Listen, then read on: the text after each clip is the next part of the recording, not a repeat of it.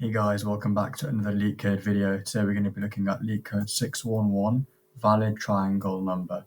This is a medium level difficulty array problem, and we're told that we're given an array integer called nums, and we need to return the number of triplets chosen from the array that can make triangles if we take them as side lengths of a triangle. And although at first this may seem just like a triplet problem, it's not, and we'll get to that in a second, but here's an example. So the valid combinations are 2, 3, 4, 2, 3, 4 using the second two. We do have two twos here, and then 2, 2, 3. And so what's the case that we can make triplets such that they are valid if we take them as side lengths of a triangle? Well, we need to keep in mind a fundamental mathematical theory or geometry theory, which is basically the triangle inequality theorem, which is basically a fundamental rule that says the sum of two lengths of a triangle must be greater than the length of the remaining side. So, if they aren't, let's say we have one side here, so this is equal to 5. Then we have a length here, which is equal to 4, and then we have a length here. Well, actually, let me go back. Let's say this is equal to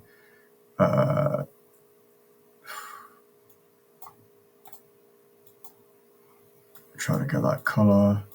So let's say this is equal to 3, and then this is equal to 1, for example.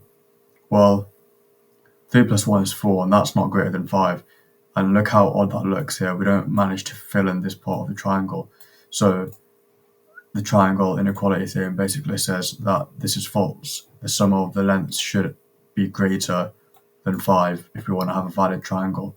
So how can we solve this problem? Well, we could do a brute force approach, and that's just going through the entire list and then checking the inequality. So, A plus B is greater than C, where A and B are the two sides, and C is the remaining side length.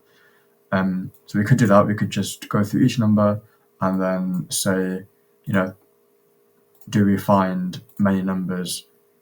Let's get all the triplets from doing a brute force approach. But that's not the correct solution.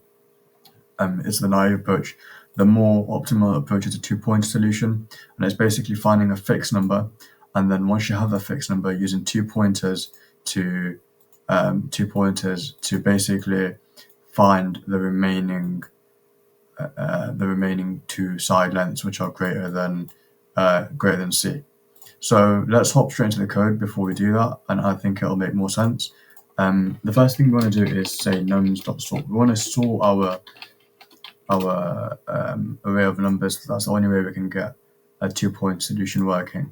Next, let's get the length of nums, and we don't need to count the triplets. We only need to return the number of triplets. So we can just create a count auxiliary variable, and now we want to find our fixed number. So we're going to say for I in range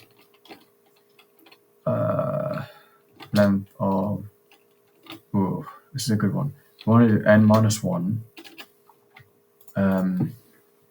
We want to stop at 2. We want to stop at index 2, and we want to go backwards because we want to find the biggest number. Because remember, the biggest number is going to, once we sorted it, this will here become 2, 2, 3, 4. So basically, it was already sorted for us. So we will be able to find the biggest number on the right hand side. Starting from the left hand side would not be optimal because we'd probably have to do like binary search or something. So we start from the right hand side, so basically the end of the list, to get our fixed number.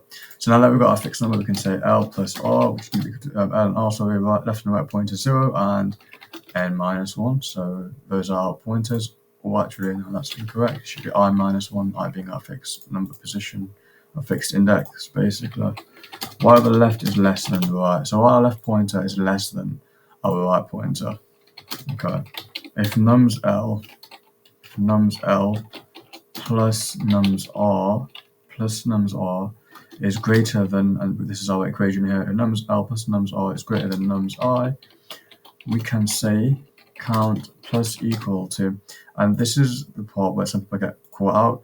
It's not going to be just 1, it's going to be all the numbers in this range between R minus L. So R minus L, and then we want to say y minus equals 1. If the number is less than numbers I, so A plus B is less than C, we want to increment our left pointer by 1. And then we just want to return our count. That's what our code. Let's check that works. Trying to access, but oh yeah, because right doesn't exist and left doesn't exist either. It's R and L. Okay, so test case is passed. Let's check our submission passes as a whole, and it does. 241 test cases passed. Time complexity, guys, we're looking at an O of n squared, O of n squared for time and big O of 1 for space. So I hope you guys enjoyed this video, and I'll catch you in the next one.